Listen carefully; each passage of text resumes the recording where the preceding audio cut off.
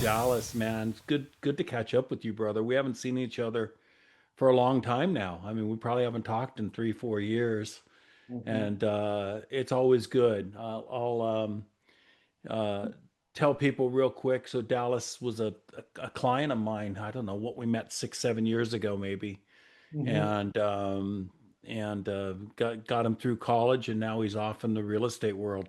How's life in Dallas? It always cracks me up. I had two Dallases on my roster of players at the same time: Dallas Odell and then Dallas Albert, and then you're Dallas from Dallas, which is awesome.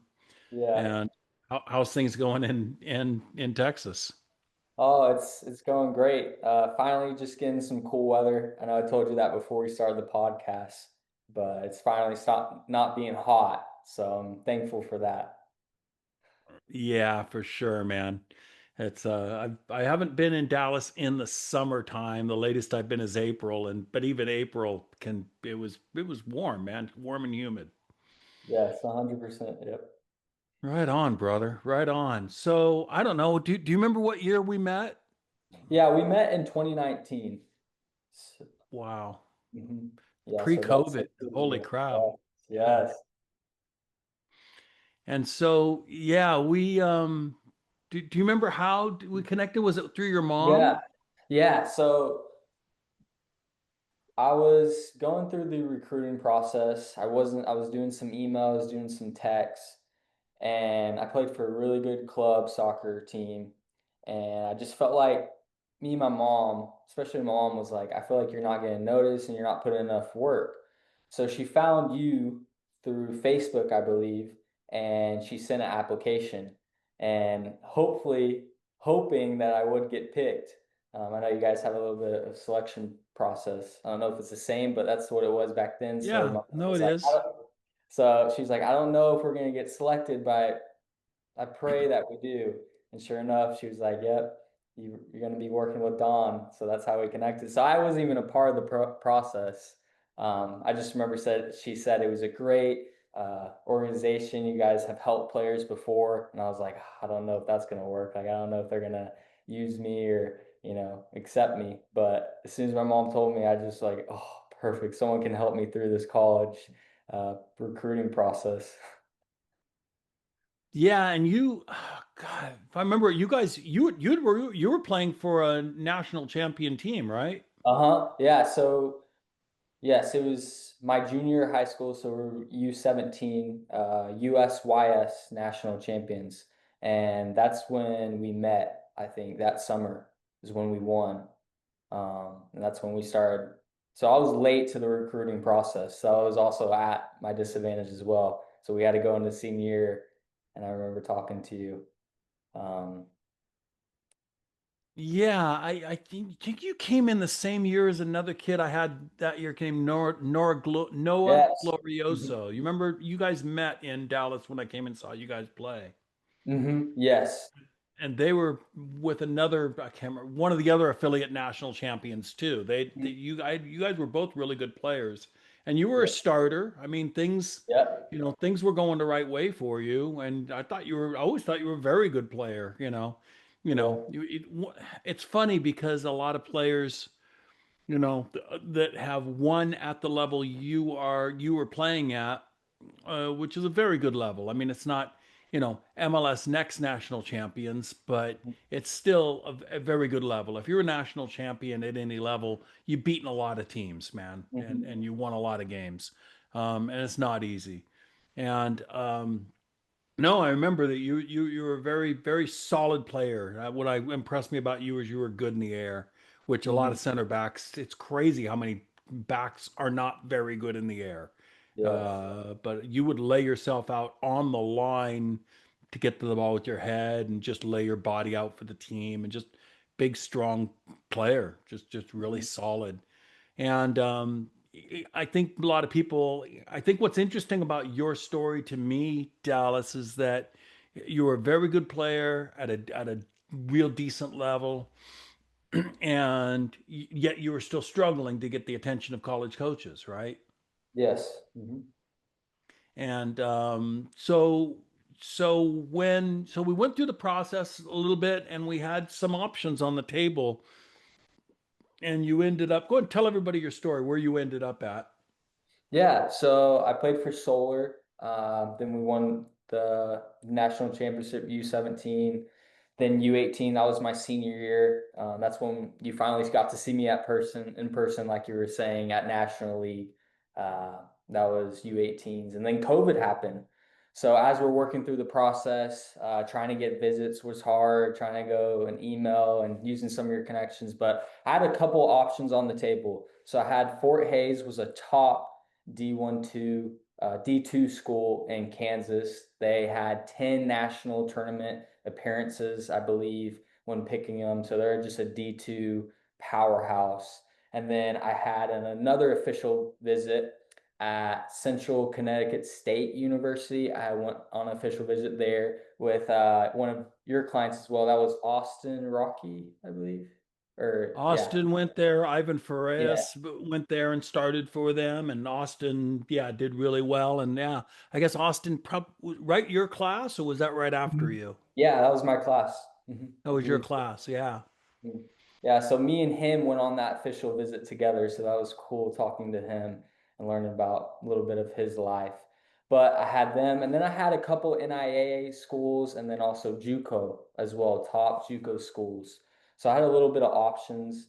I decided to go. I went to Fort Hays and then Central Connecticut State University. That's what I said, and a couple other. But I felt like Fort Hays was the right uh, decision for me at that time. I was getting academic scholarship. I also was getting athletic scholarship as well, and I could double stack. And that's it. Just made sense, affordability, and then also, I mean, they've gone to the national tournament 10 years consecutively. So I was like, that's a school I want to be a part of. They have winning mentality already there. That's a program I want to be a part of. 2 years before I went there, they also went to the semifinals of D2 national tournament. So I was like, they definitely have some good players coming in and out of there.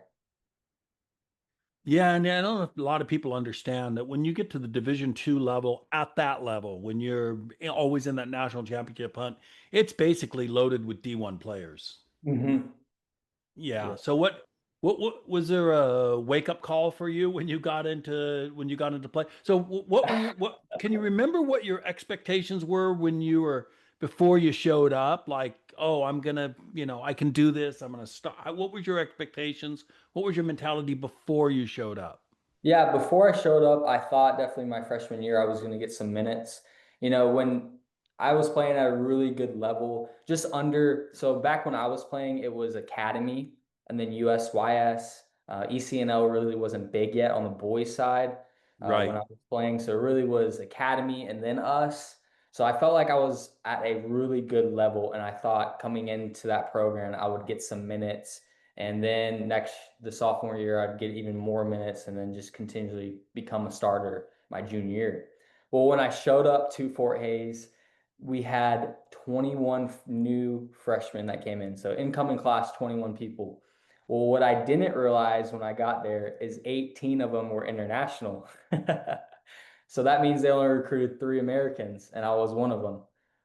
So when I showed up and started playing with them, there is definitely a difference in quality for sure. I mean, when they're 21 and I'm only 18 years old, about to turn 19, and they're already 21 years old, you can tell there's a little bit different experience, different age, but great players, great personality. I never had any uh, like I never had a bad experience with any of them. You could just tell they were just different in their quality of play. Um, so that's what I want to say. But they were everywhere. We had people from Denmark, we had people from Iceland, we had people from Chile, we had a Dutch player, uh, we had Paraguayan. I mean, all these different nationalities. And it was so cool to be just learn from them and learn what goes on in their country and how they grew up playing. So yeah, I thought I was kind of going to be in there, kind of one of the top dog freshmen. So realize everyone, even from their own country, is top dog. So that was a really wake up call for me. So how'd your freshman year go? So my freshman year, it did not go the way I wanted it to go, but I did not play. Like I said, it was a wake-up call. So when I was in youth soccer, I didn't realize this until I got to the collegiate level, especially at that level, is I was not a good passer. I was not a good technical player for a center back. And that's what you need. I was a good defender. I was really good at reading the play. I was intelligent on that end aspect, a defender, but playing out from the back, sometimes hitting those direct balls that have to be 60 yards, 70 yards, especially where we were in Fort Hays. It was in the Central of America, so they're very direct with their play. So hitting that 60, 70-yard space into the corner flag is big, and I just couldn't do that. So I got beat out by a Japan guy, very very good player, but he was from Japan. I think he was 20 years old, 21, but he was a freshman as well. But he was so good. I mean, just the technical aspect, the way he would lace the ball through and follow through. I just was never really taught that. And his plant foot, it was directly where it needed to go. It was amazing to watch, but also learn from. So yeah, it didn't go the way I wanted it to, but one thing I will say is I learned from him a lot. But I was number three choice, or wait, I was number, let's see. So I was the fifth choice center back, and we had, I believe, seven out of center back choices. So I was fifth. So if I wasn't playing, then there was two other guys that were beating me out. So I didn't So travel for school. I remember having a conversation at the end of that freshman year, and you, of course, you wanted to, as every freshman does who doesn't want to play, who doesn't get to play, like maybe I should transfer. Yeah, yeah, And definitely. what was my advice, and what did you end up doing at the end of that year? Well, I think you gave me two options if I remember correctly. You're like, well, one, you can transfer and just give up on yourself on the program that you picked, or you can keep on going, give it another year and grind it out.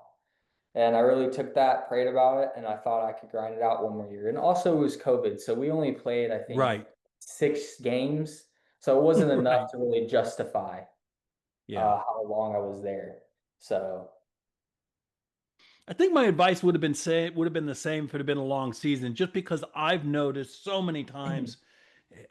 Look, I've noticed it being a freshman and then being away from home like that. It wasn't like you were playing in Dallas, right? It wasn't like you could be home, you could see your friends, you could. I mean, there's homesickness that goes on, right? That freshman year, it's definitely. really hard. COVID made it 10 times harder than any regular year, right? Yes, it was hard for sure. That was really an aspect of it. It was really hard. I mean, COVID, we had to get COVID tests. I mean, swabs every week. We couldn't leave our dorms. We couldn't go out. We had to stay just to keep on playing soccer. If you did leave, like some guys at the university left, not just on our sports team, but different sports team at Fort Hays, they kind of left, went to a party or whatever, and they got kicked off their team. So it was high stakes back then. You had to stay in your dorm. Yeah, it was crazy times, but so that was hard. It was really hard on all of us. So really, we were closer together as a team, and we had to train. And then we didn't have any games, so it was just training, going to the dorms, eating lunch, staying together, not not giving other people handshakes, 6 feet apart. There's all these different protocols. Yeah, so yes, it was really hard mentally. I'm 6.5 hours from family. Yes, it's a simple drive, but I couldn't go home because of the COVID restrictions. So I had to stay there. But also, I got to learn a lot. Like I said, learning about that technique, learning about different backgrounds, talking to players. So, So we get through COVID, we're going into 2021, and of course, COVID was kind of still a thing, but I think where you were in Kansas, it was probably maybe a little looser than some other states. California was still yes, in a full lockdown in yes. California in 21, but you go in, at least you're going to get a normal season, right? Yes, uh-huh. So we got a normal season. I was training all summer, training with some other college guys that are from Dallas as well. I was expecting high things, ready to go into the season and ready to finally have my first full season of collegiate soccer. Felt a little bit robbed of that freshman year. So I was definitely excited for sophomore year. How'd sophomore year go?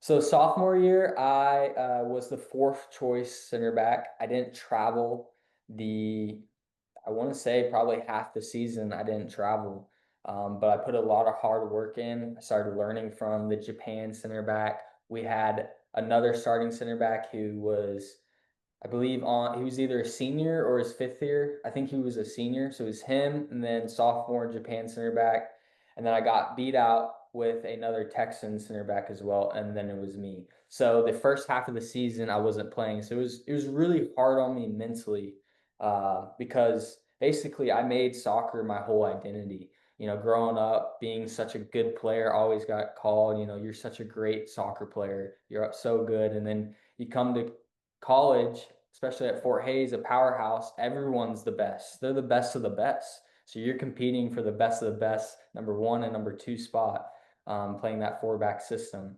So I didn't travel the first half of my season. It was really hard for me. But then I started working really hard, and the coach noticed that. And then I made the travel squad. So I've started finally going. I was number three center back, and I started traveling with the team. So I went to the conference. I didn't play, but I learned a lot. Didn't go as I expected, but I'm proud of myself that I worked hard and I made the travel squad and went to the conference, went to even the national tournament. So that was amazing. Yeah, one of my favorite things about you, Dallas, is I enjoy when my players, keep me in the loop of what's going on. I do, I Mhm. really do. But I've told when I was a coach, I would tell my players this, and then, in my job now trying to help players, I tell them this. I'm one person. To you, I'm one person. But I've got hundreds of clients, so throughout all the years. So it's much easier for you to get in touch with me than me Yeah. to remember to get in touch with you. It's just hard. Yeah. And I always love that you'd text me or you'd call me occasionally. And you Mhm. did this throughout the recruiting process. And honestly, I think it made it easier for me to help you as a player, just knowing what was going on. You'd call me after every meeting with every coach. You'd Yeah. call me. This is how it went. This is what's going on. It's like, oh, I love this because it made Yeah. it easier to try to figure out where to help you get to. But during that year, I remember I get excited for my players. And look, I know what a big deal it is to travel when you've not been traveling, right? Mhm. It's like, all right, at least I get to be with the team. And then to be able to go and experience a national tournament is something that players and coaches dream about their whole life. And most don't get to do it.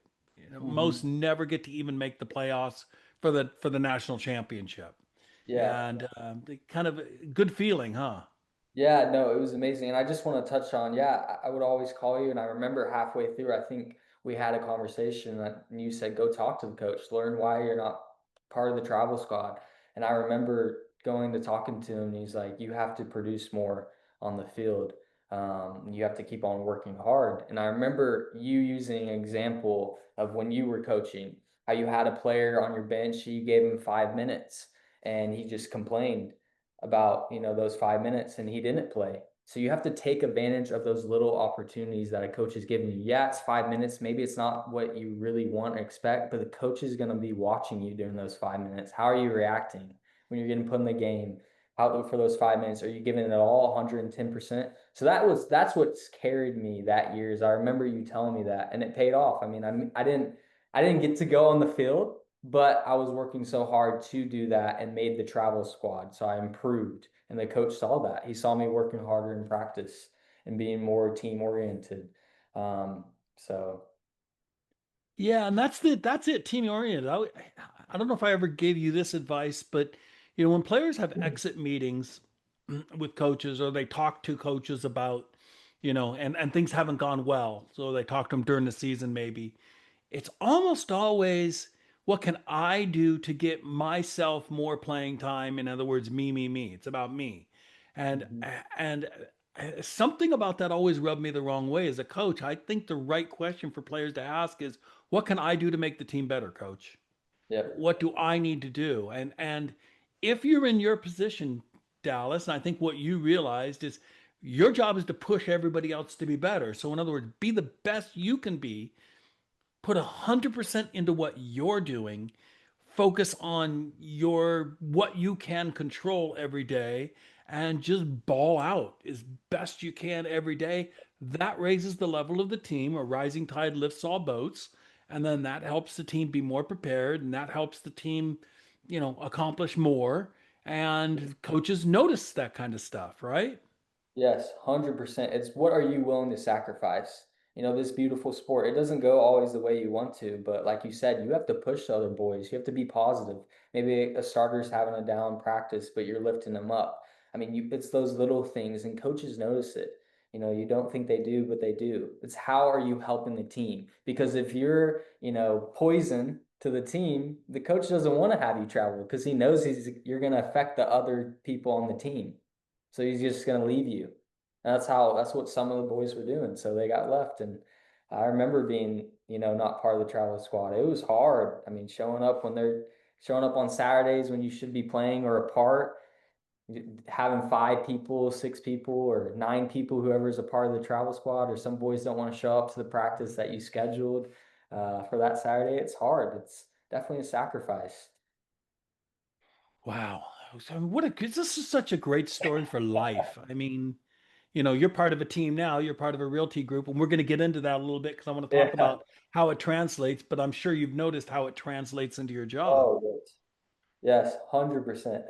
College soccer has prepared me in more ways than ever for the real life with getting a job, especially how hard it is.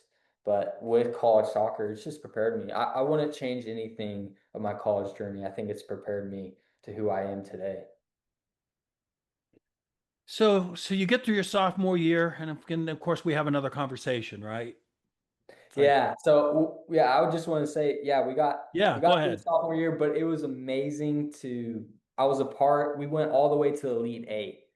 So traveling with the boys and being part of that NCAA national tournament and going so far and just being one win off of 4 teams. I mean, it was incredible. We had some amazing comeback wins. So being part of that was just amazing. That's just what I wanted to say is being part of Elite Eight. It was so special, and the NCAA tournament is so special and amazing. It is crazy. Some amazing teams come out in that It is tournament. special, and it really is elite. Elite Eight, they say Elite Eight for a reason. It's elite, man. It Yes. Every team you play against, who'd you guys end up losing to? Indianapolis.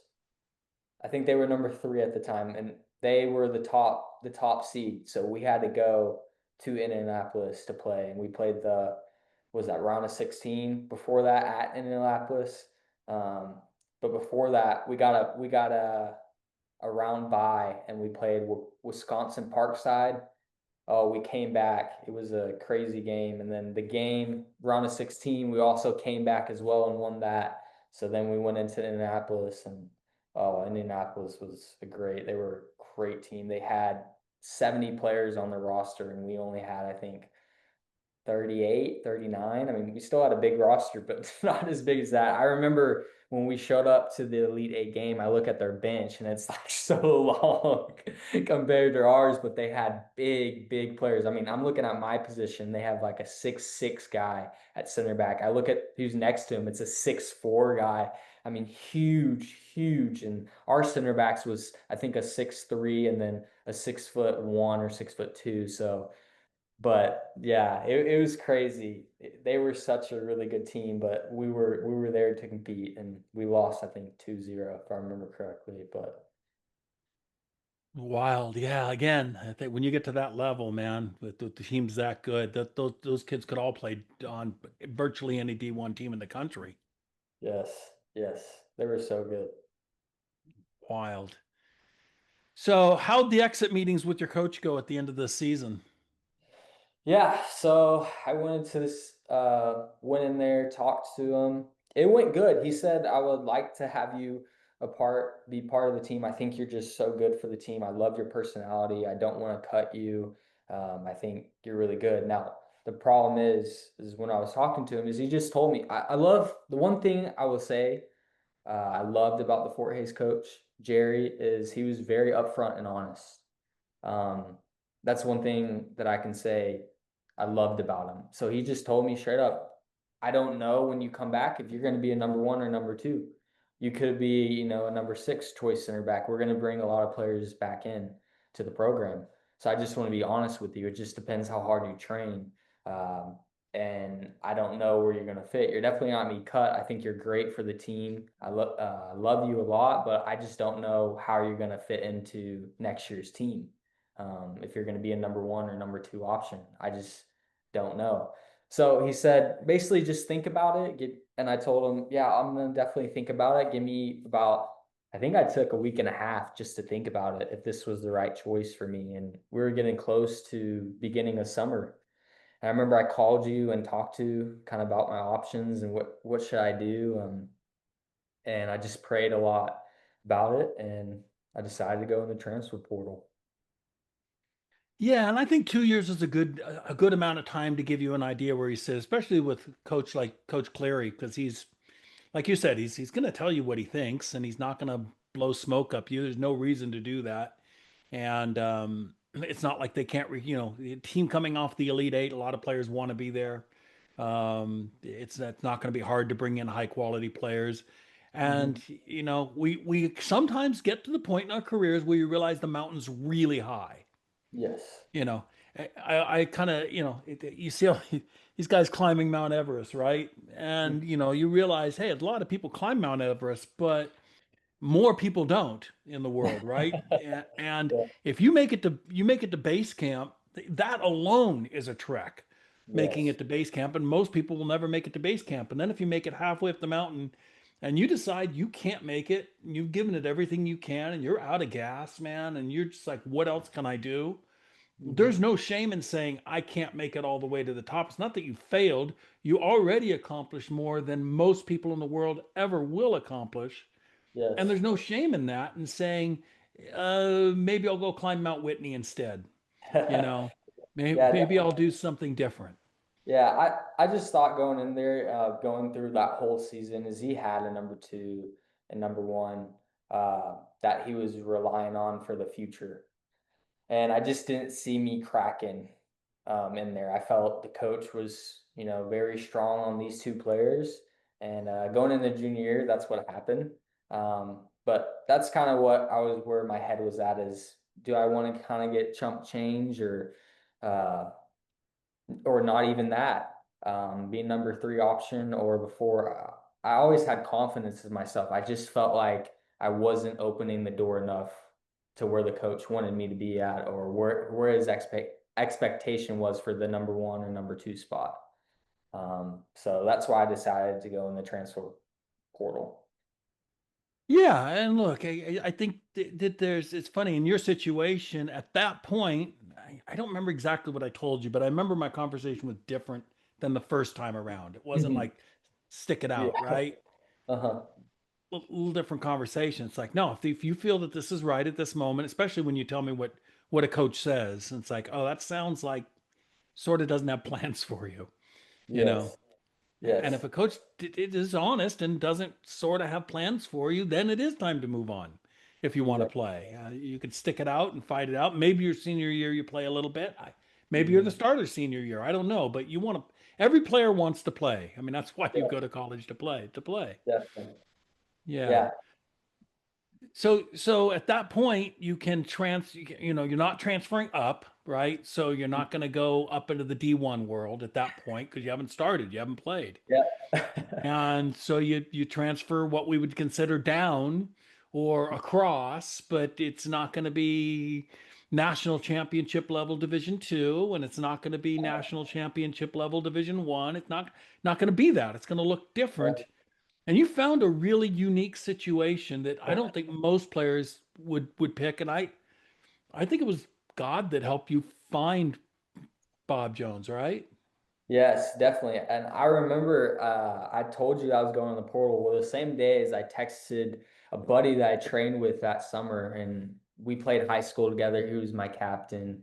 I played at a D2 school as well, and he went to this school. But entering the transfer portal, I remember talking to you about this. The first question you asked me is, or one of the first questions you asked me is, what film do you have? And I remember I barely had any film. I was scratching it up, but that spring, so that fall ended. We went to spring semester. I gave it just one more shot to kind of feel it. make sure that maybe that I could reach into the number two spot, but it's just the same case. I did play my spring, so I we played some good schools. We played the Kansas City school, the D1. I can't remember what their name is, but we played them. And then we played a couple others. So I had some film, played some at home. So I had just a little bit of film, but it wasn't the best quality. So I only had, I think, a minute and a half that I was scrambling to get going. So it was really hard through that portal because I was wondering, talking to you, and I always respect you and SRUSA because you guys take us back as well. Even if we do enter the transfer portal, you're always there to help us all the way through our collegiate career. That's one thing I want to say is amazing and unique because I wasn't expecting that. I was like, I don't know if Don's going to help me again, and you did. Even with that little film that I had, and it wasn't the best, but we made the best of it that we could. And I remember talking to you. So had Bob Jones University because of that captain. And then also talking to you, you gave me more options as well. You gave me more NAIA schools as well. I think I had three or four that I was talking to with the Zoom call and over the phone. And then I had just a couple D3 schools. So those were my options going into the transfer portal. Um, I think midsummer. Those are all my options on the table. So why Bob Jones? So at my point, I had three schools in my top three for the transfer portal. It was Ottawa University, that's in Arizona, a good NIA school, and then I had Warner University. It was a decent NAIA school. Um, Coach really loved me. They both felt me. Ottawa, I felt just they had a reserve team, and talking to the coach, I thought he was really good. I just didn't really feel like I feel like he was like number three. And then I went to Warner University. Coach really loved me, really wanted me, showed me what I was going to be for their program. And then Bob Jones, of course, I had that high school, and then talking to their coach. And I felt like at the time I was lacking confidence and I needed someone to believe in me. And I already had that connection with my high school captain, training with him in summers. And I felt like praying to God, that door that opened. Because, like I said before, when I entered the transfer portal, I just text. It was just a long shot. I was like, "Hey, Bob's looking for a center back. I would love to join." And they were coming off a national championship run as well. They just won. But I needed that confidence. I needed someone to believe in me and be okay that I might stink for the first couple of games, but someone to believe in me and talk to the coaches like this guy can be really good. Just give him a little bit, tune out the tweaks a little bit, but he can be a really good player. He just hasn't played these last 2 years. And I just prayed and I felt God telling me go to Bob Jones. And that's where I went. Wow. Yeah, and things were different for you at Bob Jones University, weren't they? Oh yeah, it was crazy. I remember the first conversation I talked to Ian was his name, Ian Arinza. I talked to him and he was like, "Okay, well, Bob Jones is different." What's funny is they also were losing a center back. He transferred to a D2 school. But they were losing center back, a main starter that they needed. But talking to him, he was like, "Look, Bob Jones is not your typical school. It's different. You're wearing." He just was telling me all the rules, demerits. It's a conservative school. It's a Christian school for people that are going to be listening to this. It's the one of the top five most conservative schools in America. So you have to dress a certain way. So you have to wear a collared shirt with uh, pants and a belt to class. So you can't be wearing your typical shorts or t-shirts like I was at Fort Hays State University. It was different. It was a private liberal arts school, Christian school. So he was just telling me all these rules. It was just really funny because coming from a state school to that, it's just like, oh my goodness, is soccer really something that I want to give everything for? But at the time, I felt like I have a really high chance of playing and having a great, last couple of years of my collegiate career. Yeah, and the soccer went pretty well for you, didn't it? Yeah, it went amazing. But I remember telling you about Bob, and you're like, do you know about Bob Jones? Like, you were telling me a little bit, do you know about the rules? And I remember laughing. So funny. But yeah, I got the breakdown of how Bob is. There's so many rules. We can have a whole conversation about that. But I really at the time was asking myself, is soccer truly something that I want to continue to do and play? And Bob Jones went great. The 3 years I was there, I won two national championships for the NCCAA Which is the Christian schools conference, association. basically. Yeah, yeah. Yeah. But when I was joining Bob, they were D3, I guess, intermediary, so Yep. transitioning to D3, but still a part of the Christian. And that's what some of the schools were doing that were competing in that Christian. If they didn't make their conference tournament or didn't get past the conference tournament and go to the D3 national Right. tournament, they would go into that Christian conference. But that's what I was kind of getting sold on as well as we're playing some D3 and then also the Christian aspect, play those schools. Yeah, and so just so people listening understand, so these schools that are part of the Yeah, NCSAA, it's NCCAA. So just NCCAA, that they can be they're dual affiliates. Mhm. So there's Division twos that are part of that, or NAIAs or D3s, and like Dallas just said, if you don't make it past your conference tournament, then you can enter that national tournament along with all of those other schools. That's cool. It gives you the opportunity to. It's kind of like in basketball. You have the NCAA tournament and you have the NIT tournament. So sort of Yeah, like that. yeah. Yeah. Yeah, it was really cool experience. I got told that we just don't play NCCAA opponents. We play all different types. So Right. while I was there is well, the year prior coming there, they even played D1 Furman on the regular schedule and they tied 2-2. So coming to that year, I was like, wow, this team actually is something. They have a little bit of quality that I wasn't expecting. But that year that we played D2 schools, we played D3 schools, we played NAIA schools, played preseason, we played some JUCO schools as well. So we were getting a taste of every single kind of level. I didn't play any D1 schools unless it was in the spring. We did play some D1 schools.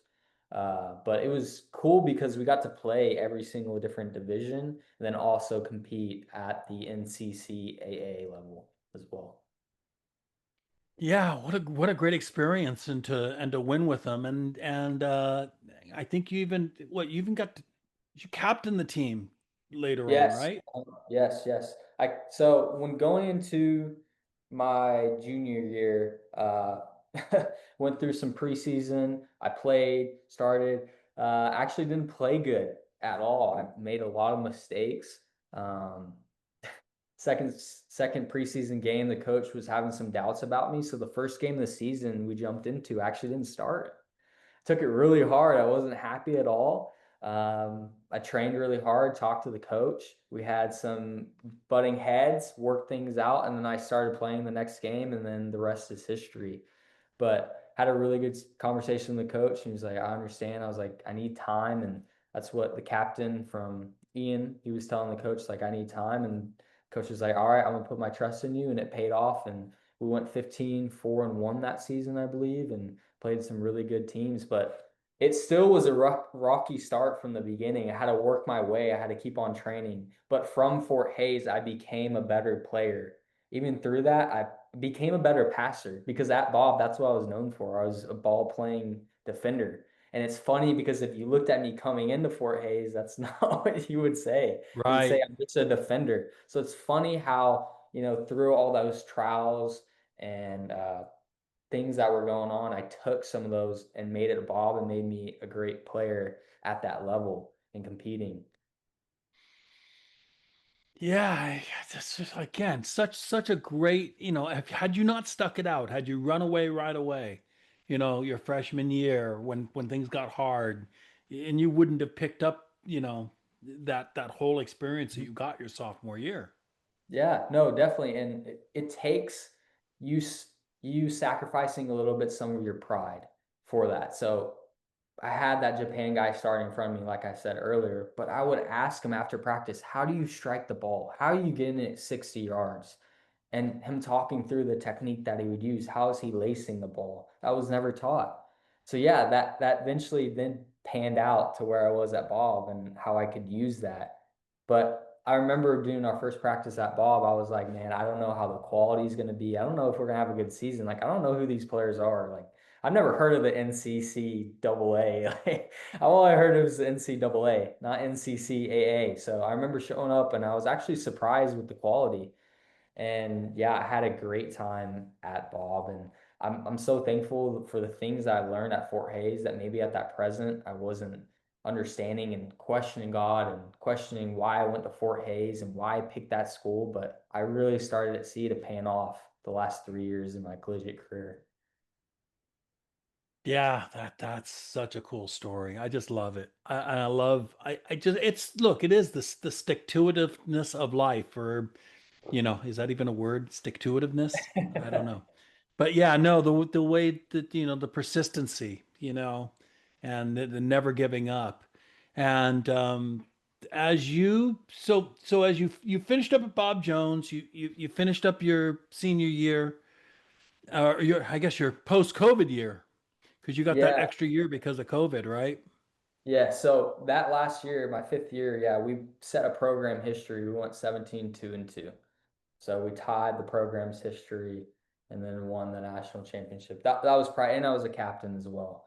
So that just basically, it's crazy from where I started my collegiate career, not playing in the headspace I was, to where, through that, I guess 4.5 years where I finished is just amazing to me. Um, and that's what I encourage to everyone who's watching this is maybe it's not the way that it goes, but it's how you finish is the biggest Yeah, thing. it's not how you start, it's how you finish that matters, right? Mhm. And maybe I think, like I said earlier, sacrificing that pride, maybe it's not the level that you dreamed of or that you thought of, but everything happens for a reason. I'm a big believer in that, that God puts you in places. And I would never change anything because I wouldn't have found Him and God, and also the relationships and bonds that I made at Bob Jones will be forever. And I always dreamed to go in D1, and D1, you hear it all the time, D1, D1, D1, D1 or nothing. Like if you don't go D1, I remember having this conversation with you, is I remember talking to you for the first time being, well, Don, I want to play at UCLA and all this Clemson. And you're like, I'm used to hearing that, but I'm gonna be totally honest with you, is I think I can get you D2, high D2 level or below if that's what you want to do. But you have to find, like you always preach, the right fit. And I felt through the collegiate level, I think there was ways that helped me, but I'm so happy the way it finished and the player that I was and the level that I was comfortable with that I found out eventually. And I'm just happy. I'm just happy at the way it went and I found the right fit. Yeah, it's so cool. So you're back in Dallas now, man, and you're doing real estate. Now your mom did real Yes. estate. Did she influence that, or did you kind of watch how things were going with her life and decide, and did you always know you wanted to do that? I don't remember real estate being like this is what I want to do Yeah. back when you were in high school. Yeah, I did a little bit of real estate, just putting up signs, open house signs, a little bit of that, some cold calling throughout the summers just to have some money. But no, I always felt that real estate, my mom was always wanting me to get into it, but I always felt it was kind of my parents living through you. I know Right, soccer players, sometimes we can definitely understand that. Some of the kids, players, parents try to, use their kids for their dreams and really what is their dreams. I didn't want to be like that. I wanted something right. that I wanted to do. And I felt like the last month and a half I was praying and I felt God, look, what do you want me to do? And I felt like real estate was it. So I was trying to navigate if it was my mom's dream or actually I wanted to do it. So I did. I decided to go all in on that. Graduated with my business administration's degree, and then went back into real estate school just to finish it. In February, I got my license, and now I've just been doing real estate and absolutely love it. I can explain it's the same thing as soccer, but I love it. I've already had some closings as well. I've got 9 clients right now that I'm working with. So yeah. That's a fast start, dude. I've been in and around the real estate world at one point in my life, and I've a lot of buddies that were in it, and I there were a lot of guys that didn't have that kind of a fast start. That's a good fast start, man.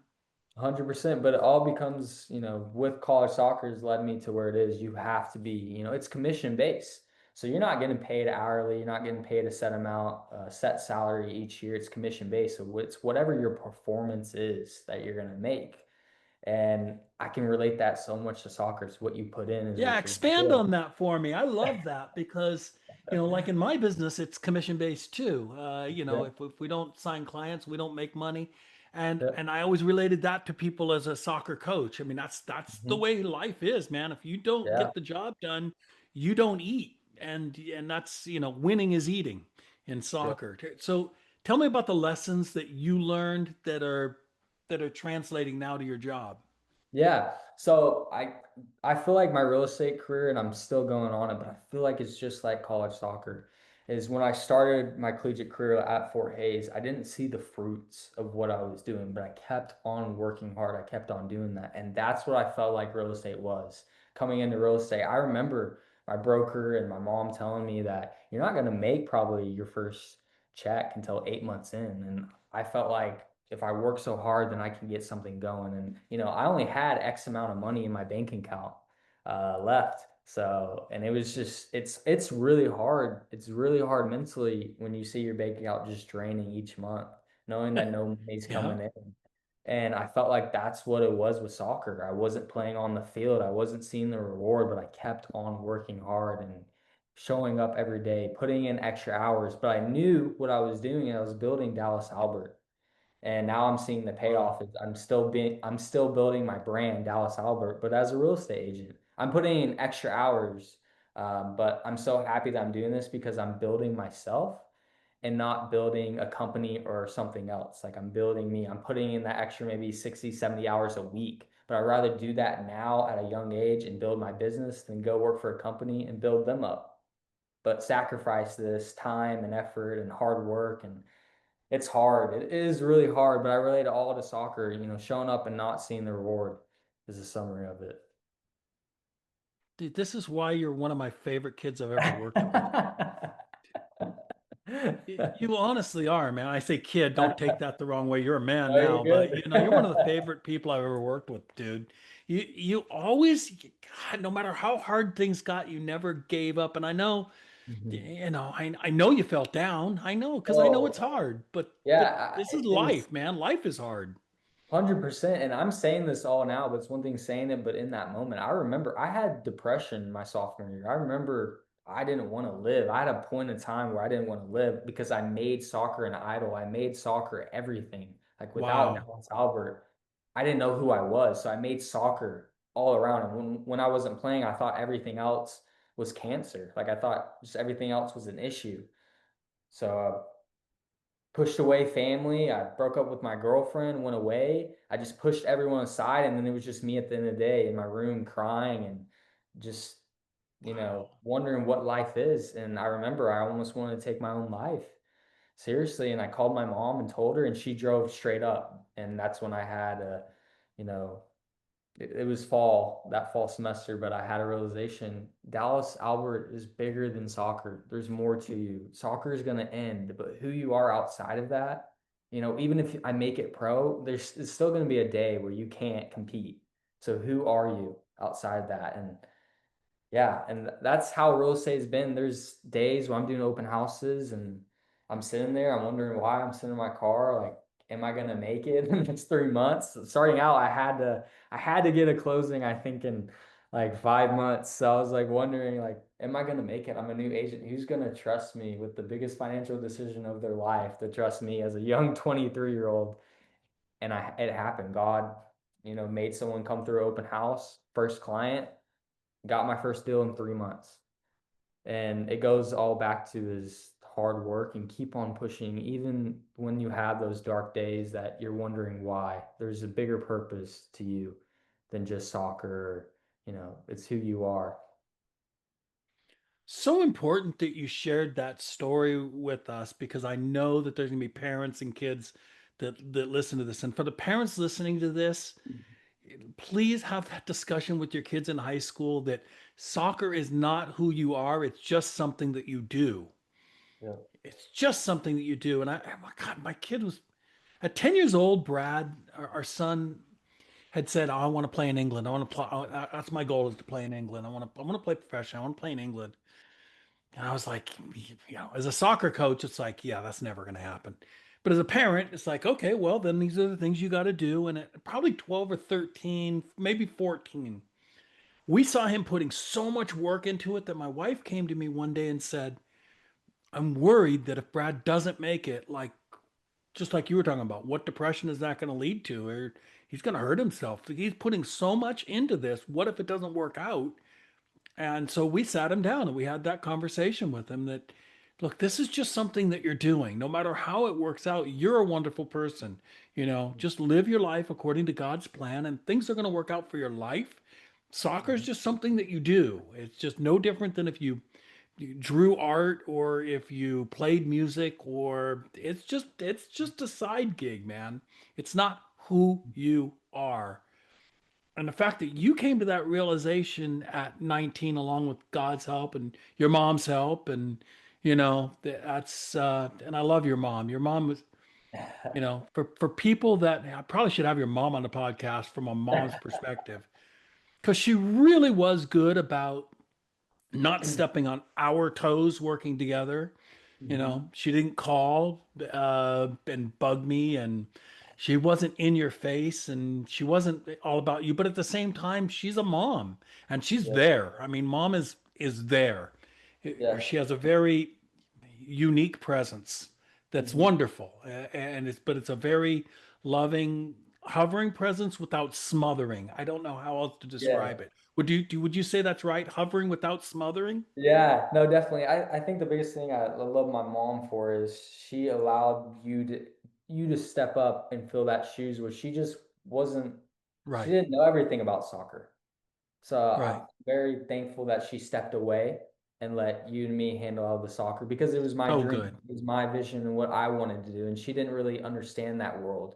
She knew Right, of it just watching me, but right, and she wasn't always the best for me, and she was always wondering why I wasn't playing and everything. But right, taking that one step back and letting me and you talk and letting myself try to handle it, but also when it wasn't going good, being there for when, and that's why I love my family, and family's so important. Instead of pushing them away, right, tell them what you're going through in life, and don't be afraid to speak up. I think as men, sometimes we're scared to voice. We're gonna be weak saying all of our problems. But the family that, I mean, that's the one thing that you have, and that's going to show up to you no matter through the good or bad times. And that's what I learned there because I felt like growing up all the way through was always me, me, me, me, soccer, me, soccer, soccer, me, pushing, sacrificing time away. The soccer players who know this watching, to get that collegiate level, even pro, you have to sacrifice so much time from birthdays, from parties, from even high school prom or homecoming, little of those things that kind of people get to do, but so much sacrifice. So when you feel like it doesn't work out, you feel like you failed, you feel like a failure, you feel like you're a failure to your family, and you just start pushing people away. But when you start expressing and telling your family, it's not the case. It's just your thoughts in your mind that are thinking that. That's not the case at all. You're not a failure. Yeah, it didn't work out, but you're not a failure. You're still Dallas Albert. That you're a son, you're a brother, you're a friend. So God, that's just so it's powerful, dude. I didn't know this was going to go there, and I love it. yeah. But it's powerful. It's so powerful because you're not unique, man, in that aspect. And I think kids understanding that they're not alone, that other players feel this way. Mhm. And there's other players out there that have gone through a similar situation as you.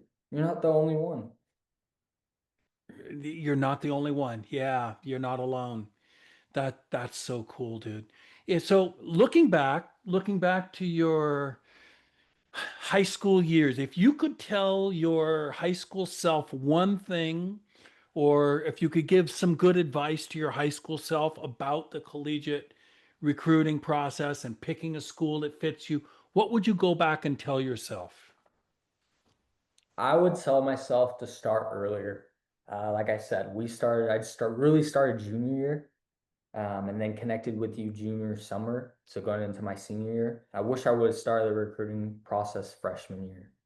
But also with that, working hard, making extra sacrifices for the future that I wanted if soccer was really it, I would say work hard, but also email, text coaches, try to get in front of them, go to camps, get connected with Dawn. That would be my recommendation. But I would say start earlier and work hard and realize soccer is not everything. Like you said, sitting down with your son and talking to him is soccer is not everything. There's going to be a point in time, and sometimes it can get repetitive, but it's so true. Soccer is not going to be your everything. There's going to be a point in your life where you're not going to be able to play soccer. Just your body can't.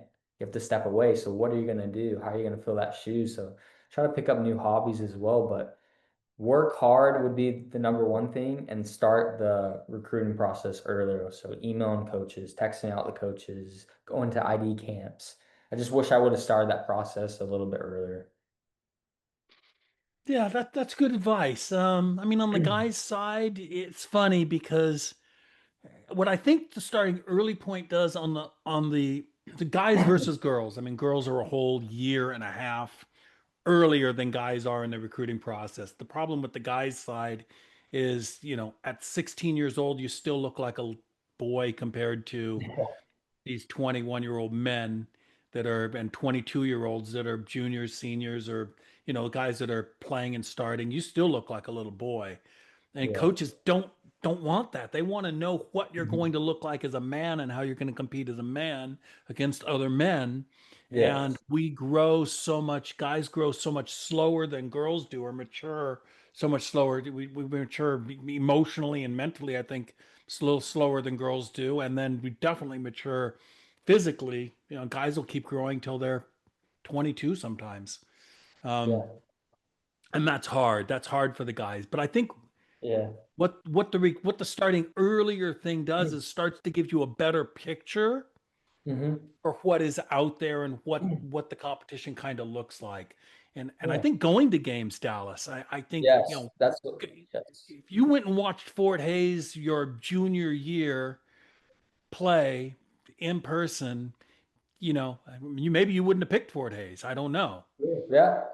100%. Yeah. And at that time, it was so rushed that I didn't really start watching collegiate soccer until junior year, and that's why I say like just start everything earlier. And I know Right. that girls' side they kind of commit their freshman and sophomore year, but just even watching soccer from the guys' side and getting out there and just going to ID camps, talking to college soccer, it might give you a better perspective on maybe what you thought your goals and aspirations are. It might lower them a little bit, or if that's the same thing that you want to do. But I think also getting out your name out there. So the coach is like, oh, yeah, I've seen Dallas before. I remember him coming out, or I remember him. Because you never know what might happen your senior year or junior college. Maybe you commit and then the coach is like, oh, okay, well, it's a new coach that's coming in and then you decommit and, that coach that you did went to the ID camp or saw the game that remembers you really Right. wants you. And so I think of the connection aspect as well, I was going to say.